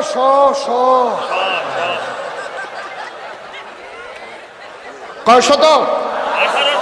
100। আপনি 18 কইেন না, শুধু 100টাই কইয়া। 1800 শতক জমিনের উপরে আমার কমপ্লেক্স। যারা আমাকে দাওয়াত দিতে গিয়েছে, কে গেছিল দাওয়াত দিতে? খালেদ সাইফুল্লাহ কথা বলেছে। তারা দেখেছে আমার এখানে 18 একর জায়গার উপর আমার 10টা প্রতিষ্ঠান, একটা জেকিরের জন্য খানকা আছে, একটা দাখিল মাদ্রাসা, একটা নুরানিয়া মাদ্রাসা, একটা হাফিজিয়া মাদ্রাসা, একটা ধাতব্য চিকিৎসালয়, একটা গণপাঠাগার, একটা গবেষণাগার, একটা ছাত্রাবাস, একটা ইয়াতিমখানা, একটা মসজিদ। মারহাবা বলবেন না?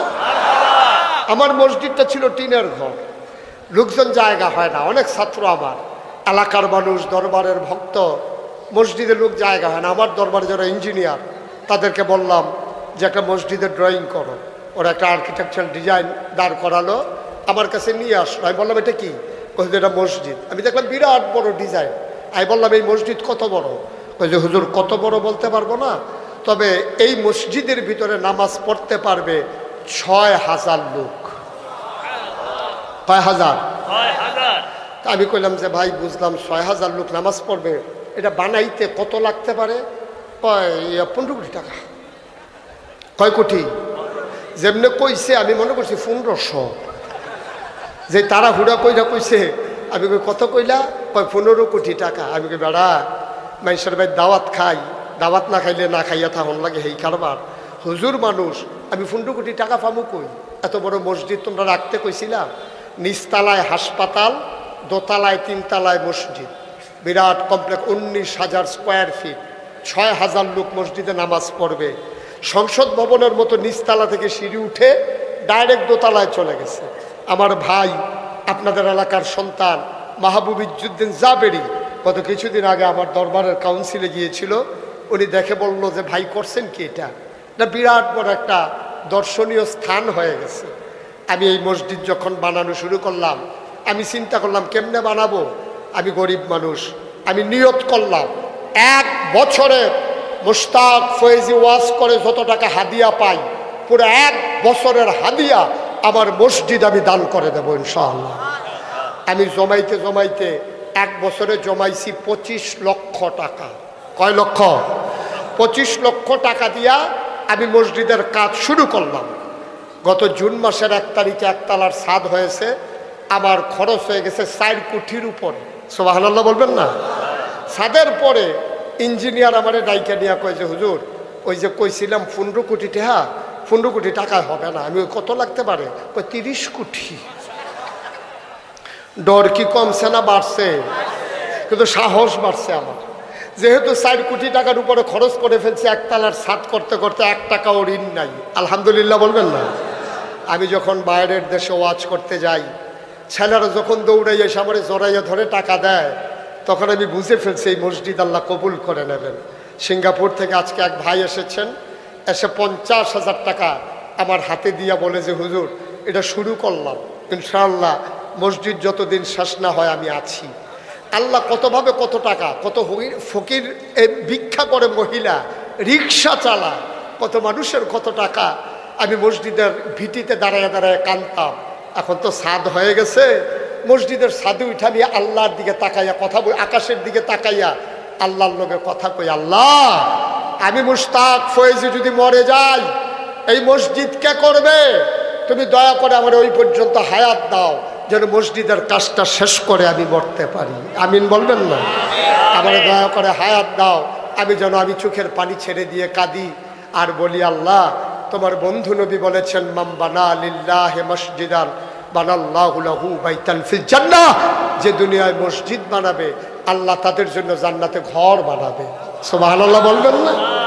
আমি কোনোদিন এই বাংলাদেশে 33 বছর ওয়াজ করি, আমি কোনোদিন আমার এই হাত আমি কোনো মানুষের কাছে পাতি নাই।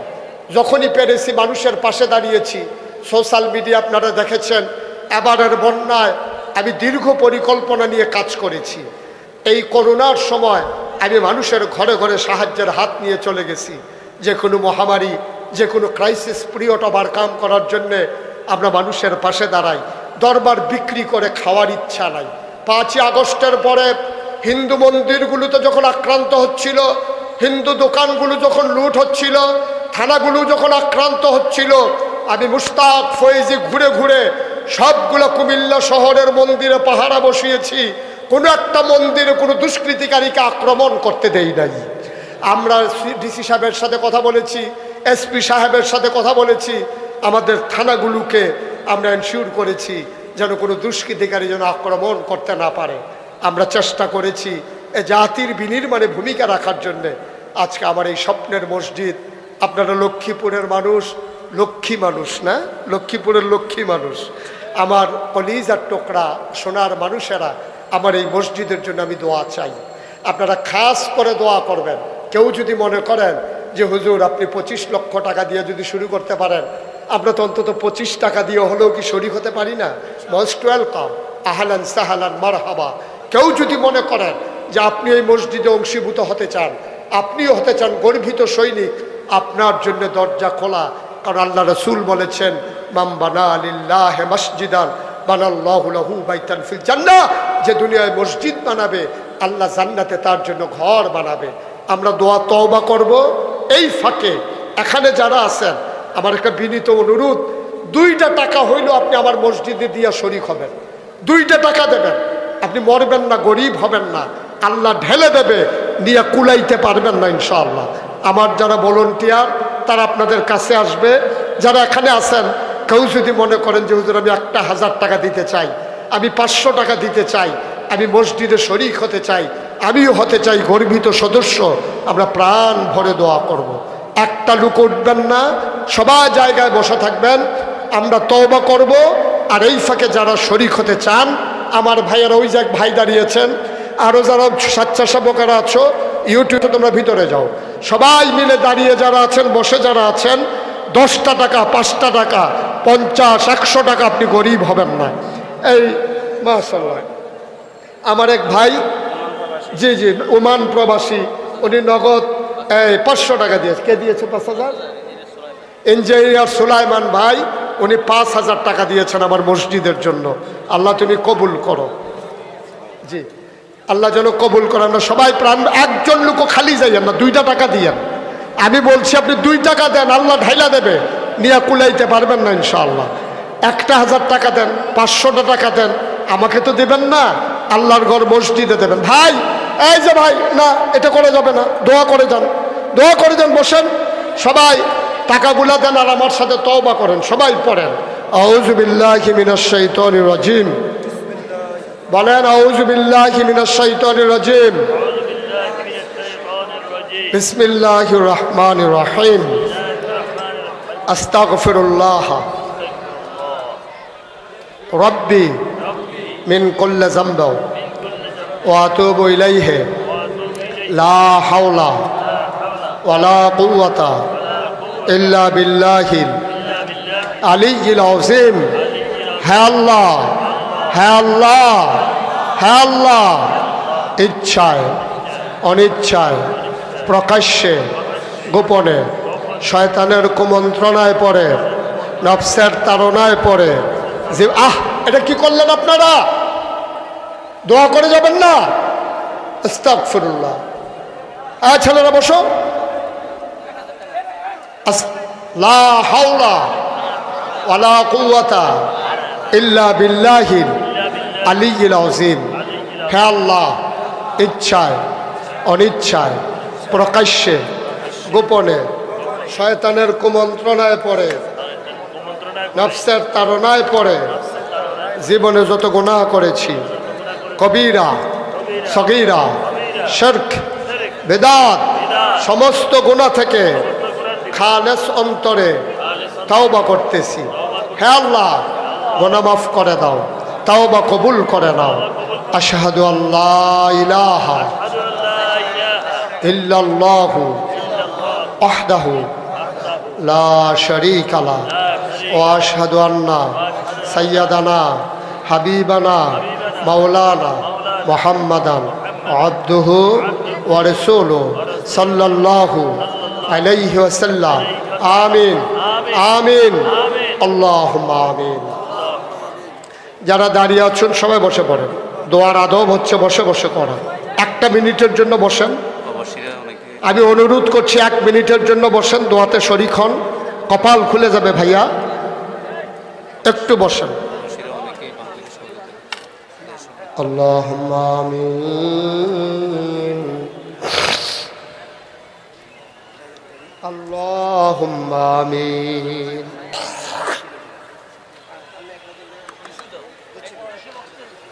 রব্বানা যালামনা আনফুসানা ওয়া ইল্লাম তাগফির লানা ওয়া তারহামনা লানাকুনান্না মিনাল খাসিরিন।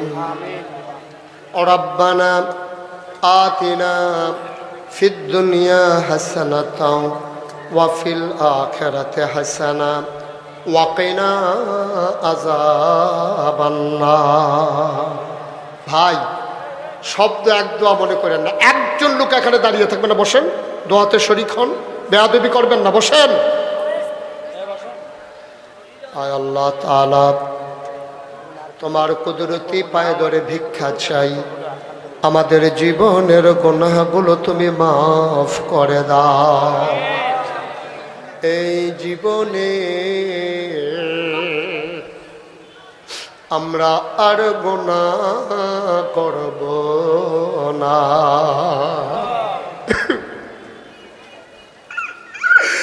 আমার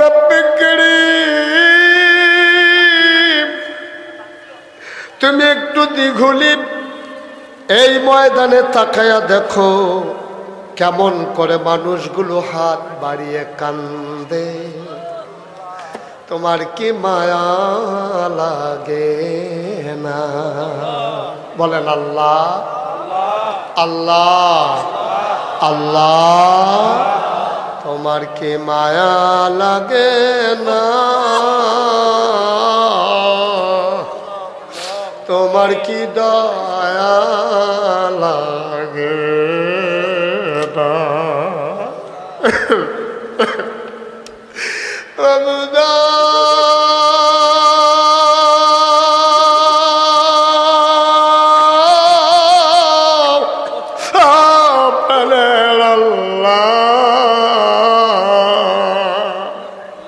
ভিক্ষা চাই, ভিক্ষা চাই এই জীবনে। আমরা আর গুনাহ করব না। বলেন আল্লাহ আল্লাহ আল্লাহ। হাতের গোনা মাফ চাই, পায়ের গোনা মাফ চাই, চোখের গোনা মাফ চাই, মুখের গোনা মাফ চাই, সমস্ত অঙ্গ প্রত্যঙ্গের গোনা মাফ চাই।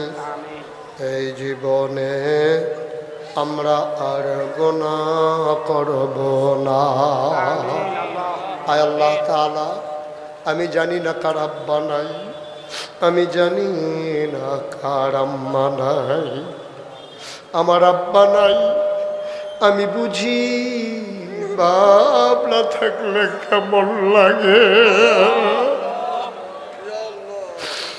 ছোট ছোট বাচ্চারা আব্বা আব্বা বলে যখন ডাকে, ওই ডাক যখন আমার কানে আসে, আমার মন চায় আমিও যদি একবার আব্বা বলে ডাক দিতে পারতাম। যার আব্বা নাই, ওই সন্তান আর কোনো দিন আব্বা বলে ডাক দিতে পারবা না। মা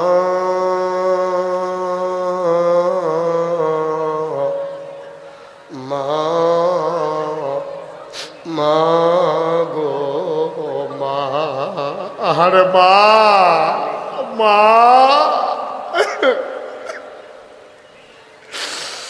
ওই মা যারা কবরে শোয়াইছো,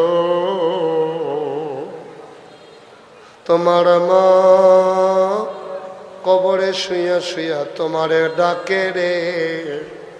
তোমার ওই কান্নাই তুমি মায়ের ডাক শুনো না।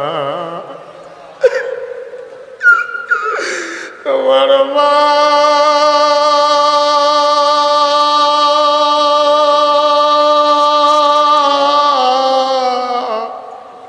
কবরে শুয়া শুয়া কান্দে রে। তোমার ওই চোখ নাই, তুমি মায়ের চোখের পানি দেখো না। তোমার মা তোমারে ডেকে ডেকে কয়, ও আমার আদরের সন্তান।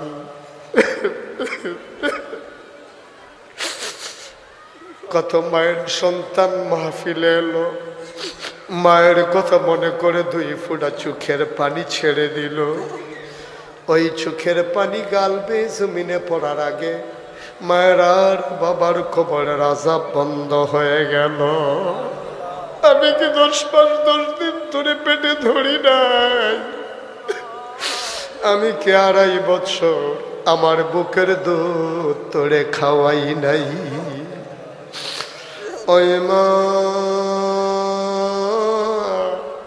যারা কবরে শোয়াইছ, ওই বাবা যারা কবরে শোয়াইছ, চলো আব্বার কথা মনে করে, আম্মার কথা মনে করে, চলো সবাই মিলে দোয়া করে দেই। সবাই পড়ো, রব্বির হামহুমা কামা রব্বায়ানি সগীরা, রব্বির হামহুমা কামা রব্বায়ানি সগীরা।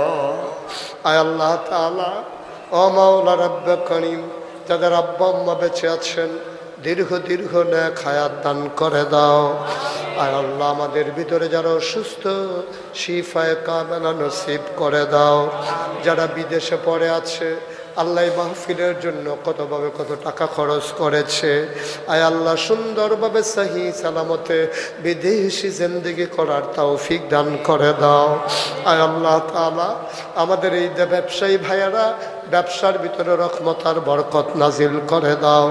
আয় আল্লাহ, 5ই আগস্টের স্বাধীনতা অর্জন করতে গিয়ে নিজেদের সবচেয়ে প্রিয় যে জিনিস জীবন, ওই জীবন যারা আল্লাহ তোমার নজরানা পেশ করে দিল, ওই জীবন আল্লাহ তুমি শহীদ হিসাবে কবুল আর মঞ্জুর করে না।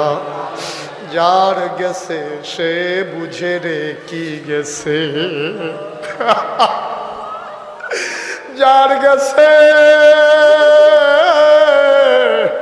সে বুঝে রে তার কি গেছে, যে হারাইছে সে বুঝে কি হারাইছে। যার ছেলে শহীদ হয়ে গেল ওই বাবা বুঝে রে ছেলের দাম কত, যেই ছেলে আর আম্মা বলে ডাক দেয় না ওই মা বুঝে সন্তানের দাম কত। এই আব্বা আম্মাকে সান্ত্বনা দেওয়ার মতো বাংলায় কোনো ভাষা আমার জানা নাই। বাংলা তুমি তাদেরকে কবুল আর মঞ্জুর করে দাও। আমার এই বাংলাদেশের স্বাধীনতা সার্বভৌমত্ব তুমি রক্ষা করো। সকল ষড়যন্ত্রের হাত থেকে বাংলাদেশকে তুমি হেফাজত করো। শয়তানের শয়তানি, মানুষের শয়তানি, জিনার শয়তানি থেকে এই দেশটাকে তুমি হেফাজত করে রাখো। আসমানি বালা, জমিনি বালা, হাওয়াই বালা থেকে এই দেশটারে তুমি হেফাজত করো।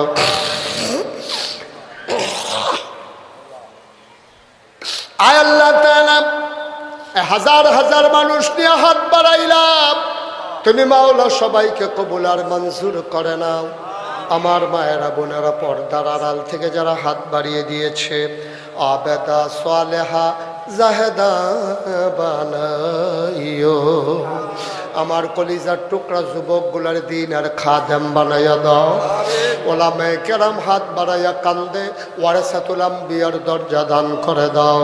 আমি আসি আর না আসি, আমি থাকি আর না থাকি, আজকের এই মাহফিল উপযুক্ত খাদেম দিয়া কিয়ামত পর্যন্ত তুমি মাওলা কায়েম আর দায়েম রেখে দিও। আয় আল্লাহ তাআলা, তোমার কুদরতি পায়ে ধরে ভিক্ষা চাই, আব্বা আম্মার কবরে আর আযাব দিও না। দাদা দাদির কবরে আর আযাব দিও না। নানা নানির কবরে আর আযাব দিও না। এই এলাকার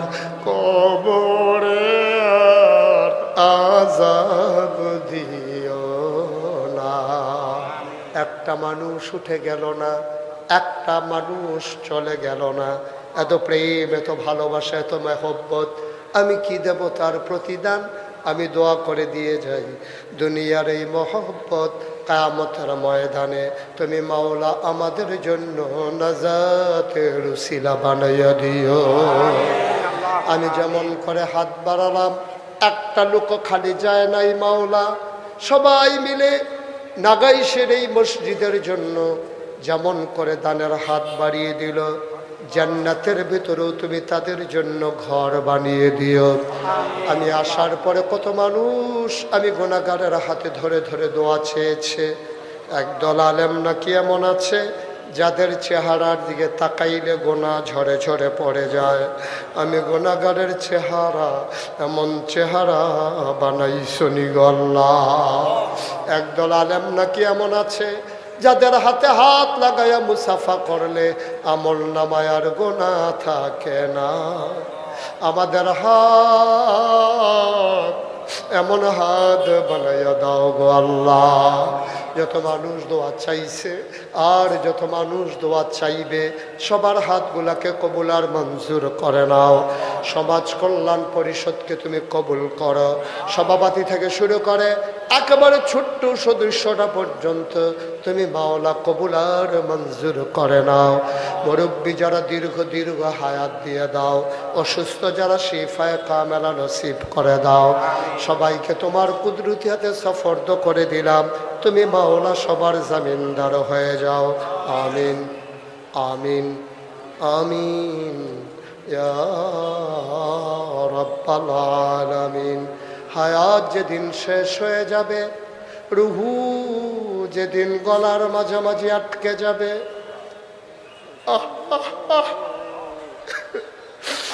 ওই কঠিন মুসিবতের সময় তুমি রাজি থেকে তোমার হাবিবকে রাজি রেখে আমাদের কণ্ঠে ওই মধুর কলেমা তুমি জারি করে দিও, লা ইলাহা ইল্লাল্লাহু